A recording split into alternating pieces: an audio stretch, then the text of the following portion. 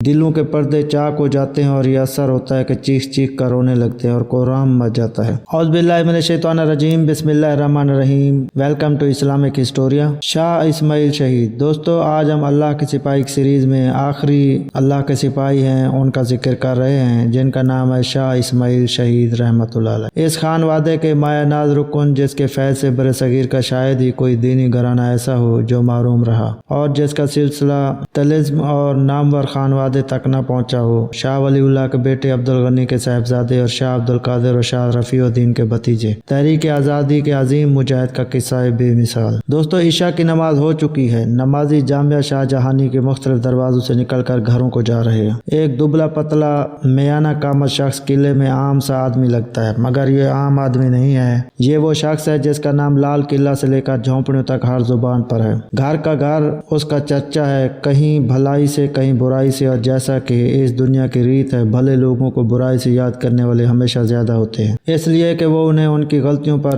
टोकते हैं, उन्हें नेकी और भलाई की तरगीब देते हैं और हक परस्ती और अच्छी बातों की तलकीन करते हैं। फिर हक की तलकीन और बातल की तरदीद से बढ़कर जुर्म और क्या हो सकता है। यही हाल इस शख्स का है। ये लोगों को कुरान और सुन्नत की तरफ बुलाता और बिदअत और जलालत की तरदीद करता। मुसलमान जिन गैर इस्लामी रसूम में जकड़े हुए हैं और जिनके बोझ तले उनकी कमर झुकी जा रही है, उनके खिलाफ आवाज बुलंद करता है। उन्हें कहता है कि अल्लाह के बंदो, जो बोझ अल्लाह और उसके रसूल ने तुम पर नहीं डाला उसे तुमने क्यों उठा रखा है। वो बोझ जिसने तमाम मुअशरती जिंदगी दो भर कर दी है। इसी तरह वो इन अकायद पर तनकीद करता है जिनकी अल्लाह की किताब और रसूलुल्लाह सल्लल्लाहु अलैहि वसल्लम की सुन्नत में कोई सनद नहीं। लोगों के लिए उनकी आवाज बिल्कुल नई है। हक खोल कर साफ साफ बयान करता है। बातिल को बातिल और गैर इस्लाम कहने में किसी लाग लपेट से काम नहीं लेता। नतीजा यह है कि वो लोग उसके दुश्मन हो गए जिन्होंने आम मुसलमानों को मुशरिकाना अकायद, गुनाहों, बिदअतों और रस्म और रिवाज के जाल में फंसा कर अपनी दुकानें चमका रखी हैं। उसे सरे बाजार गालियां दी जाती हैं। दिल्ली के शोधे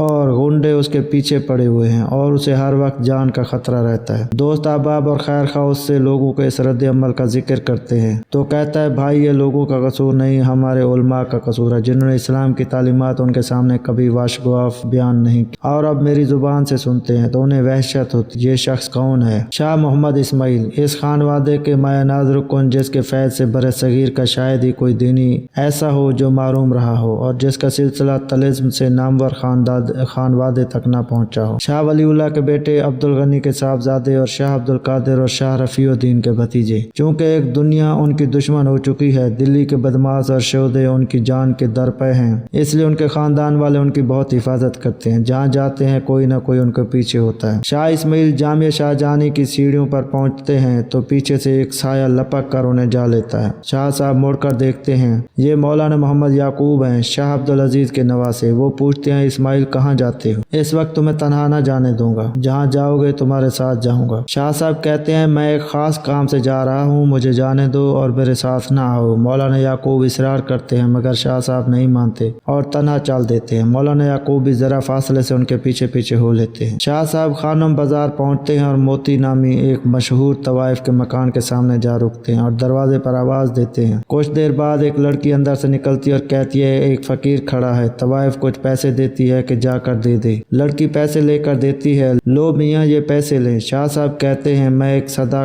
कहा करता हूँ और बगैर सदा कहे कुछ नहीं लेता। अपनी बीबी से कहो मेरी सदा सुन ले। वो जाकर फकीर का पैगाम देती है। तवाइफ कहती है, अच्छा बुला ले। वो उन्हें बुला कर ले जाती है। शाह साहब सहन में रुमाल बिछा कर बैठ जाते हैं और वत्तीन व ज़ैतून तूर सीनीन व हाज़ल बालदिल अमीन लक़द ख़लक़नल इंसान फ़ी अहसन तक़वीम सुम्मा रददनाहु अस्फ़ल साफ़िलीन तक तिलावत फरमाते हैं। इतने में मौलाना मोहम्मद याकूब भी आकर शाह साहब के पीछे खड़े हो जाते हैं। रात का समा शाह साहब की दिल में उतरती हुई पुरतासीर जुबान और फिर आयत इलाही। इस माहौल के ऐन मुताबिक जिसमें शाह साहब हक की दावत पहुँचाने आए, उन आयात में जिक्र है कि फितरी जमाल, जिस्मानी और रूहानी एनातात का तज़किरा है कि जब वो उस अजीम बुलंदी से गिरता है तो इंतहाई पस्तियों में जा पहुंचता है। ऐसी पस्तियां जिनके बाद किसी और पस्ती का तस्वर नहीं किया जा सकता। शाह साहब की आवाज आहिस्ता आहिस्ता बुलंद होती जाती। मोती के घर की सारी तवाइफें और इर्द गिर्द के दूसरे के लोग जमा हो जाते हैं और दम बखुद सुन रहे हैं। शाह साहब इंसान की पैदाइश और उसके अखलाकी उरूज और ज़वाल का जिक्र इस कदर बलीग और मौसर पैराए में करते हैं कि जन्नत और दोज़ख का नक्शा सुनने वालों की आंखों में खिंच जाता है। दिलों के पर्दे चाक हो जाते हैं और यह असर होता है कि चीख चीख कर रोने लगते हैं और कोराम मच जाता है। जाता है। आलम वार फतगी में अपने अपने ढोल सितार और आलात मौसीकी तोड़ देते हैं। मोती और उसके साथ कई तवाइफें और उनके मुर्दा गुनाह की जिंदगी से तायब हो जाते हैं। रात भीग चुकी है, 14वीं रात का चांद सर पर खड़ा मुस्कुरा रहा है। उसकी नूरानी करने सहन में चांदनी बखेर रही है। मोती के घर पर यह चांदी पहले भी बिखरती होगी, मगर आज दिलों में फैलने वाले नूर ने इस घर के जहर और बातिन को उजाले के लहरें लेते हुए समंदर में नहला दिया। शाह साहब उठते हैं और अपना रोमाल कंधे पर डालकर और घर वालों को सलामती की दुआ देकर चल देते हैं। मौलाना याकूब भी पीछे पीछे हैं। दिल ही दिल में कुट रहे हैं कि इतने आली घराने का फरजांद और ऐसे बदनाम कूचे में आखिर दिल की बात जुबान पर आ जाती। शाह साहब जामिया मस्जिद पर पहुंचते हैं तो उनसे जा मिलते हैं और कहते हैं, मियाँ इस्माइल, तुम्हारे दादा ऐसे थे, तुम्हारे चचा ऐसे, और तुम ऐसे खानदान के हो जिसको बादशाह सलामी दे रहे हैं, मगर तुमने अपने आप को बहुत जलील कर लिया है। इतनी जिल्लत अच्छी नहीं। शाह साहब उनकी तरफ हैरत भरी नजरों से देखते हैं, जैसे उन्होंने कोई बहुत ही गैर मुतवक्के बात कह दी हो। फिर चलते चलते रुक जाते हैं, ठंडी सांस भरते हैं और कहते हैं, मौलाना ये आप क्या फरमा रहे हैं? आप उसको मेरी जिल्लत समझते हैं? ये तो कुछ भी नहीं। मैं तो उस रोज समझूंगा कि मेरी इज्जत हुई जिस रोज दिल्ली के शोधे मेरा मुंह काला करके और गद्दे पर सवार करके मुझे चांदनी चौक में निकालेंगे और मैं पुकार पुकार कर कह रहा हूँ कि अल्लाह ने ये फरमाया और अल्लाह के रसूल ने ये फरमाया। मौलाना मोहम्मद याकूब खुद कहते हैं, ये जवाब सुनकर मैं मारे शर्म के पानी पानी हो गया और मेरी जुबान बंद हो गई। उसके बाद फिर उनसे आंख मिलाने की जुर्रत न हुई। शाह इस्माइल 1193 हिजरी में पैदा हुए और उनके वालिद शाह अब्दुल गनी शाह वलीउल्लाह के सबसे छोटे फरजंद अर्जमंद थे। अपने वालिद ग्रामी और नामवर भाइयों की तरह साहिब इल्म फजल अल मतरूह और मुत्तकी और हसन अमल की मता गरा बहा से माला माल थे, ताहम उनकी जिंदगी अपने भाइयों में सबसे कम थी। शाह इस्माइल शहीद 10 बरस के थे कि वो ऐन आलम शबाब में जन्नत के सुधार गए। शाह अब्दुल कादिर ने यतीम भतीजे को अपने दामन शफकत पर तरबियत में ले लिया। इब्तदाई किताबें उन्हीं से पढ़ी। फिर शाह रफीउद्दीन और शाह अब्दुल अजीज के फैजान से इल्म से भी बहरानंदोज हुए। अल्लाह ताला ने उन्हें गैर मामूली जहानत और ज़कावत से नवाजा था। उनके इस जौहर को देखकर बड़े बड़े असहाब इल्म फजल दंग रह जाते थे। माकुलात की वो किताबें जिन्हें पढ़ते वक्त जहन से जहीन तालिब इल्म का पत्ता पानी होता, उनका मुताला इस अंदाज में करते जैसे बहुत बड़ा शनावर तवील और अरीज गहरे पानियों में शनावरी करता चला जाता है। सर सैयद के बकौल ऐसे फर्द कामिल का पैदा होना खुदा जुल जलाल की कुदरत का एक खास करिश्मा था। तबीयत में इस्तगना था। उनके नज़दीक पूरी किताब का पढ़ना फौरी ज़रूरी न था। सबक लेते वक्त सफ़े के सफ़े छोड़ते चले जाते और जब शाह अब्दुल कादिर टोकते तो कहते, किताब का यह हिस्सा आसान था इसलिए छोड़ दिया। और कभी ऐसा होता कि पढ़े हुए सबक को दोबारा पढ़ने लगते। शाह साहब फरमाते, मियाँ साहबजादे ये सबक तो पहले पढ़ चुके हो। अर्ज करते कि इस हिस्से के बाद मसाइल समझ में नहीं आए और फिर ऐसे एतराज़ात वारिद करते कि उस्ताद ग्रामी को उन्हें दूर करने में काफ़ी सोचो विचार करना पड़ती। शाह वलीउल्लाह का गहवारा इल्म हो और शाह अब्दुल अजीज, शाह रफीउद्दीन और शाह अब्दुल कादिर ऐसे असातिज़ा हों और शाह इस्माइल जैसा गैर मामूली दिमाग रखने वाला इंतहाई ज़की और फ़हीम शागिर्द 15-16 बरस की उम्र में रस्मी तालीम से फारिग हुए तो आलिम बेबदल बन चुके थे। फिर वो महज आलिम फाजिल न थे बल्कि माकूल और मनकूल दोनों मैदानों में मसाइल पर मुजतहिदाना नज़र रखते थे। और अगर उन्हें मसनद दर्स और तदरीस पर बैठने और तसनीफ़ और तालीफ का मौका मिलता तो सैयद अबुल हसन अली नदवी के बकौल बहुत से अलूम व फ़नून में इमाम या मुजद्दिद का मनसब आपको दिया जाता। माकूलात में जो गहरा अदराक हासिल था उसका ज़माना तालिब इल्मी की एक झलक पेश की जा चुकी। तहसील इल्म से फारिग हुए तो नौ उम्री के बावजूद दूर दूर से इल्म के प्यासे इस चश्मे इल्म से सैराब होने के लिए हाजिर होते और शाह साहब किसी शरह से कुमक लिए बगैर पिटी हुई डिगर से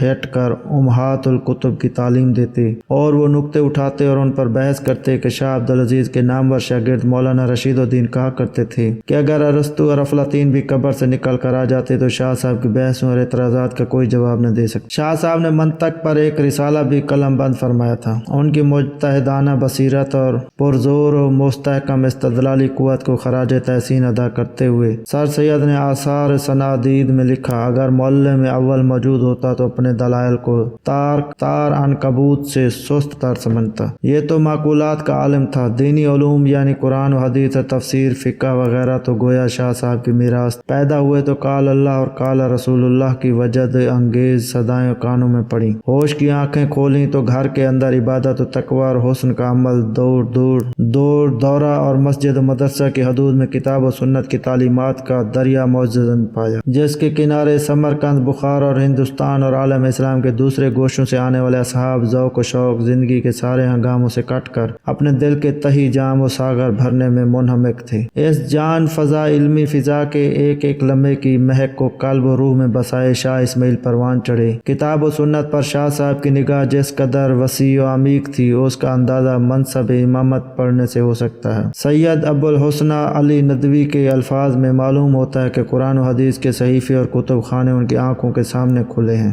جہاں سے چاہتے ہیں نقل کرتے ہیں، اور حالانکہ ان میں سے اکثر کتابیں سفر اور ایسی حالت میں لکھی ہیں کہ آپ کے پاس مشکل سے کوئی کتاب رہی ہوگی۔ استدلال ایسا صحیح ہوتا کہ معلوم ہوتا کہ یہ آیت یا حدیث اسی موقع کے لیے تھی۔ پھر استبنات و استخراج اور نکتہ افرینی تو آپ کا حق ہے۔ پنج تار میں علماء کی مؤتمر میں، جس میں 2000 کے قریب علماء اور 2000 کے قریب طلباء شریک تھے، آپ نے امام کی مخالفت کا حکم بتایا اور فرمایا کہ فقہ کی فلاں فلاں کتابوں کے فلاں فلاں باب فلاں فلاں فصل میں دیکھیے۔ کتابیں علماء کے پاس تھیں، انہوں نے دیکھی تو کچھ فرق نہ پایا۔ لکھنؤ میں مولوی دلدار علی صاحب مجتہد نے آپ کے سوال کا جواب کہ تقیہ اور نفاق میں کیا فرق، بڑی عرق ریزی، مشورہ اور کتابوں کے حوالے سے طویل مقالہ لکھ کر بھیجا۔ مولوی عبدالحی نے دیکھ کر فرمایا کہ اس کے جواب کے لیے بہت بڑے کتب خانے کی ضرورت ہے جو سفر میں میسر نہیں۔ مولانا اسماعیل صاحب نے قلم برداشتہ اس کا جواب لکھ دیا۔ اتنے عظیم اور بلند پائے عالم دین بھتیجے کا ذکر شاہ عبدالعزیز بڑے فخر و ناز کے ساتھ کیا کرتے۔ اللہ کی حمد و تقدیس اکثر ان کی زبان پر رہتی، جو سیدنا ابراہیم علیہ السلام اپنے بیٹوں کو دیکھ کر بطور شکر و سپاس بیان کیا کرتے تھے۔ بار بار فرمایا کرتے، الحمدللہ ذی وہب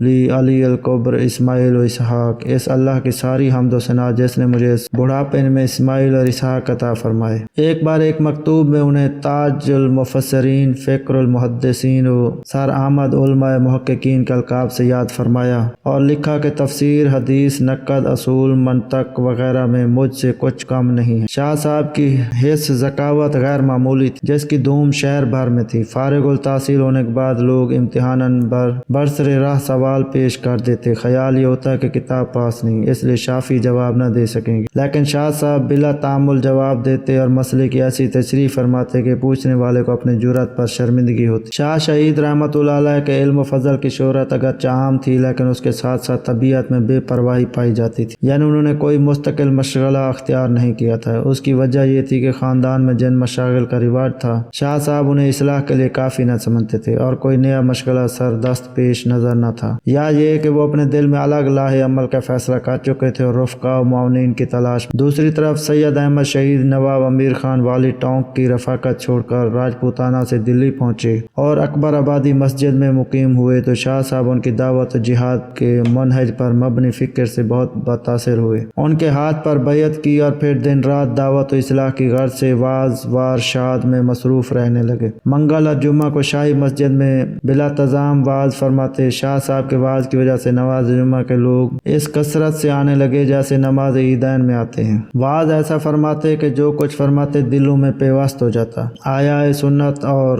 رد شرک و بدعت واعظوں کا خاص موضوع ہوتا۔ یہی وہ دور تھا جس میں آیا دین کا کام پوری سرگرمی سے شروع ہوا۔ اس کے متعلق مولانا ابو الکلام آزاد نے تذکرہ میں تحریر فرمایا، دعوت اصلاح امت کے بھید پرانی دلی کے کھنڈروں اور کوئلہ کے حجروں میں دفن کر دیے گئے تھے۔ اب سلطان وقت اور سکندر اعظم کی بدولت آباد کے بازاروں اور جامع مسجد کی سیڑھیوں پر ان کا ہنگامہ مچ گیا، اور ہندوستان کے کناروں سے بھی گزر کر نہیں معلوم کہاں کہاں تک چرچے اور افسانے پھیل گئے۔ جن باتوں کے کہنے کی بڑوں کو بند حجروں کے اندر بھی تاب نہ تھی، اب وہ برسر بازار کہا اور کہی جا رہی تھیں، اور خون شہادت کے چھینٹیں حرف و حکایت کے نقوش صفحہ عالم پر ثبت کر رہے تھے۔ 1234 ہجری میں سید احمد شہید نے حج کا قصد کیا۔ سمندری سفر میں متوقع ہلاکتوں کی وجہ سے مختلف علماء نے فرضیت حج کے سقوط کا فتویٰ دیا ہوا تھا، اور بعض اصحاب تو کہنے لگے تھے کہ اس فتنے کا صدباب تحریر و تقریر سے سید احمد شہید، شاہ اسماعیل شہید اور آپ کے دوسرے رفقا نے کی، جبکہ دوسری طرف سید صاحب کی سرکردگی میں ملک بھر میں عملی طور پر اس بات کا شعور بیدار کیا گیا کہ حج فرض عین ہے اور اس کا سقوط نہیں ہوا۔ اس تحریک سے عملاً آشکار کیا گیا کہ یہ فرض باسہولت ادا ہو سکتا ہے، شرط یہ ہے کہ اسے حکم الہی سمجھ کر ایک سچے مسلمان کی طرف بجا لانے کا ارادہ کر لیا جائے۔ چنانچہ سید صاحب 750 مسلمانوں کے قافلے ایک ساتھ حج کے لیے روانہ ہوئے۔ 10 جہاز کرائے پر لیے گئے اور ہر جہاز میں ایک امیر مقرر کیا۔ ان میں سے ایک جہاز کے امیر شاہ اسماعیل شہید تھے۔ حج سے واپسی کے بعد شاہ اسماعیل شہید اپنے امیر کے فرمان کے مطابق ہمتاً جہاد کی دعوت کے لیے وقف ہو گئے۔ سید احمد خان لکھتے ہیں، انہوں نے اس طرح سے وعظ و تقریر کی بنیاد ڈالی کہ مسائل جہاد فی سبیل اللہ بیشتر بیان ہوتے، یہاں تک کہ آپ کی تقریر سے مسلمانوں کا آئینہ باطن مخفی و مجلا ہو گیا، اور وہ اس طرح سے راہ حق میں سرگرم ہو گئے کہ ہر شخص بے اختیار چاہنے لگا کہ اس کا سر راہ حق میں خدا اور جان سیدنا محمد صلی اللہ علیہ وسلم کے دین کے لیے صرف ہو۔ تقریباً پونے 2 سال دعوت جہاد کی دعوت کے نتیجے میں جا بجا مجاہدین کی جماعتیں تیار ہو گئیں، تو غیر و فکر کے بعد سارا سے آغاز جہاد کا فیصلہ ہوا، جہاں پنجاب کی سکھ حکومت نے یورش شروع کی ہوئی تھی۔ 7 جمادی الاخری 1241 ہجری کو سید صاحب نے صرف 500 آدمی ساتھ لیے تھے، اور پروگرام تھا کہ تجویز کردہ مقام پر پہنچ کر حالات کے جائزے کے بعد باقی جماعتوں کو بلا لیں۔ شاہ شہید اس سفر کے دوران عام تنظیمی اور تبلیغی امور کے کفیل خاص تھے۔ یہ جماعت رائے بریلی سے براستہ بندھیلا، گھنٹا، گوالیار، ٹونک، اجمیر، سہرائے، ماڑواڑ، عمر کوٹ، حیدرآباد، شکارپور، کوئٹہ، قندھار، غزنی اور کابل ہوتی ہوئی پشاور پہنچی۔ یہ کم و بیش 3000 میل کا سفر تھا۔ اس میں تپتے ہوئے صحرا بھی تھے، جہاں میلوں تک پانی کا نام و نشان تک نہ ملتا تھا، بڑے بڑے دریا بھی تھے، دشوار گزار پہاڑ اور برفستان بھی تھے۔ تقریباً 10 ماہ کا عرصہ سید صاحب کے قافلے کو یہ سفر طے کرنے میں گزرا۔ 20 جمادی الاول 1444 ہجری کو جہاد کا آغاز ہوا۔ اس سلسلے میں شاہ شہید کے مخصوص و ممتاز کارناموں کا اجمالی جائزہ درج ذیل میں ہے۔ شاہ صاحب کی کوششوں سے اہل سرحد نے سید صاحب کے ہاتھ پر بیعت جہاد کی، اور وہاں کے علماء و اکابرین سے گفت و شنید شاہ صاحب کرتے تھے۔ ہزارہ میں جہاد کی تنظیم شاہ صاحب نے ہی فرمائی۔ شنکیاری کی جنگ میں ان کے ساتھ اگرچہ صرف 10-11 افراد تھے، تاہم غیر معمولی استقامت کے ساتھ سکھوں کے خاصے بڑے لشکر کو شکست فاش دی۔ اس جنگ میں شاہ شہید رحمت اللہ علیہ کی قبا گولیوں سے چھلنی ہو گئی اور ایک انگلی پر گولی کا زخم لگا۔ بعد میں اس انگلی کا طرف اشارہ کرتے ہوئے مزاحاً فرمایا کرتے تھے کہ یہ ہماری انگیشت شہادت ہے۔ انہی کو کوششوں سے بیعت اقامت شریعت کا آغاز ہوا، اور اہل سرحد پہلی مرتبہ صحیح شرعی حکومت کی برکت سے سرفراز ہوئے۔ انہی کی قیادت میں امبب، اشرا، مردان اور مایار کی جنگوں میں نمایاں فتوحات حاصل ہوئی۔ فتح پشاور کے بعد سلطان محمد خان برکزئی سے گفت و شنید کے لیے بھی سید صاحب انہی کو نامزد کیا۔ جب مفاد پرستوں کی اناد آرائی کے باعث علاقہ سرحد میں حالات نازک صورت اختیار کر گئے اور سید صاحب نے اس مرکز کو چھوڑ کر دشوار گزار پہاڑی راستوں کشمیر کا ارادہ کیا، تو شاہ صاحب ان کے ساتھ۔ مسلمانوں کا قافلہ جب بالا کوٹ کے مقام پر پہنچا تو پیچھے سے سکھوں کا لشکر بھی آ دھمکا۔ جو راستہ مسلم قافلے نے اختیار کیا تھا وہ بہت تنگ تھا، ساتھ میں ایک توپ بھی نہیں جا سکتی تھی۔ جب سکھوں کے حملے کی خبر ہوئی تو شاہ شہید نے پہاڑوں پر چڑھ کر 2-3 مورچے بنائے اور ہر مورچے پر مسلمانوں کی قلیل تعداد مقرر کر دی۔ آپ نے خود مسجد کے غرب رویہ مکان میں مورچہ بنا لیا۔ صورتحال یہ تھی کہ مسلمانوں کی کل تعداد تو 100 سے زیادہ نہ تھی، اور سوائے توڑے دار بندوقوں کے کوئی اسلحہ بھی پاس نہ تھا۔ جو توپیں وغیرہ تھیں وہ خراب راستے کی وجہ سے امانتاً رکھوا آئے تھے، اب صرف تلواریں اور بندوقیں پاس تھیں، جبکہ مقابلے میں سکھوں کی تعداد 20,000 تھی اور ان کے پاس دیگر اسلحہ کے ساتھ ساتھ توپیں بھی تھیں۔ شاہ شہید سمجھ گئے تھے کہ یہ آخری میدان ہے، جہاں تک ہو سکے جان توڑ کر لڑیں اور اسلام کے لیے اپنی جان قربان کر دیں۔ پہاڑی لوگ روپے کے لالچ میں سکھوں سے مل کر انہوں نے راستہ ہی دینے پر قناعت نہیں کی، بلکہ سید صاحب کے ذوف کی کیفیت بھی ساری بیان کر دی۔ اب وہ وقت آن پہنچا تھا کہ جہاں باز بہادر اپنی اصلی شجاعت کا جوہر دکھا سکتے۔ سکھوں نے مورچہ بندی کی اور گولہ باری شروع کر دی۔ گولوں کا جواب گولیوں کی صورت میں ممکن نہیں تھا۔ کئی گھنٹے تک تو شاہ صاحب نے غیر نتیجہ کوشش کی، مگر جب آپ نے بندوقوں کی فائر کرنے فضول سمجھے تو مورچے پر 3 آدمی چھوڑ کر نشیب میں جا کے سکھوں کے مورچے کی پشت پر جا پہنچے، اور جو ہی اللہ اکبر کا نعرہ لگایا سکھ پریشان ہو گئے اور مورچہ چھوڑ کر بھاگ گئے۔ بدقسمتی سے جب آپ حملہ کر رہے تھے ایک مسلمان نے پکار کر کہا، اسماعیل دوڑو، سید صاحب کی حالت نازک ہے۔ سکھوں نے گھیر لیا۔ یہ سننا تھا کہ آپ بےتاب ہو گئے اور سیدھے سید صاحب کے پاس پہنچ گئے۔ بڑی مشکل سے سید صاحب کو وہاں بچایا۔ وہ مورچے جو شاہ شہید نے قائم کیے تھے ان پر سکھوں کا قبضہ ہو چکا تھا۔ شاہ صاحب نے غصے میں آ کر بھرپور حملے شروع کر دیے، جس طرح جاتے غول مچ جاتا تھا۔ بھاگو اسماعیل آیا۔ سکھوں کو رنجیت سنگھ نے کہہ دیا تھا کہ شاہ اسماعیل کو زندہ گرفتار کرنے کی کوشش کریں۔ سکھوں نے کوشش کی، مگر بھلا وہ بپھرا ہوا شیر جس کا نام سن کر سپاہیوں کے ہاتھوں سے ہتھیار گر پڑتے تھے، انہیں کس طرح گرفتار کر سکتے تھے۔ سخت خون ریزی ہوئی۔ شاہ صاحب نے جان توڑ کوشش کی اور خوب دانت شجاعت دی، بالآخر یہ بے مثل بہادر اور عظیم کمانڈر جام شہادت نوش کر گیا۔ شاہ اسماعیل شہید رحمۃ اللہ علیہ نے دعوت جہاد کے عملی میدان کے ساتھ ساتھ فکری میدان میں بھی گراں قدر خدمات سر انجام دی اور متعدد کتب و رسائل تصنیف فرمائے، جن کی تفسیر کچھ یوں ہے: اصول فقہ میں ایک رسالہ، منطق میں ایک رسالہ، ردا الفا الحق الصریح فی احکام، بیت الفرد الفری محققین کا بیان ہے کہ حقیقت بدعت میں ایسی کوئی کتاب کسی زبان میں نہیں لکھی، منصب امامت، تنویر العینین فی اثبات رفیع الدین، صراط مستقیم، تقویۃ الایمان، یک روزی مختصر رسالہ جس میں تقویہ الایمان پر مولوی فضل حق خیر آبادی کے بعض اعتراضات کا جواب دیا گیا، مکاتیب ان کا بہت بڑا مجموعہ۔ اس کے علاوہ شاہ صاحب شعر و شاعری سے بھی دلچسپی رکھتے تھے اور شاعری کی بھی منظومات کی کیفیت یہ ہے: ایک فارسی قصیدہ نعت میں، ایک فارسی مثنوی توحید کے مضمون پر، ایک فارسی قصیدہ سید صاحب کے مداح میں، ایک مثنوی فارسی زبان میں، ایک حدیث کی شرح میں۔ جزاک اللہ خیرہ دوستو، آج اللہ کے سپاہی کی سیریز کا اختتام ہو گیا ہے، اس کے بعد ہم شروع کریں گے قصص الانبیاء۔ امید ہے کہ آج کی میری ویڈیو آپ کو پسند آئی، اگر پسند آئی تو میرے چینل کو سبسکرائب کیجیے اور بیل آئیکن لازمی دبائیے۔ خوش رہیے، آباد رہیے، اللہ حافظ۔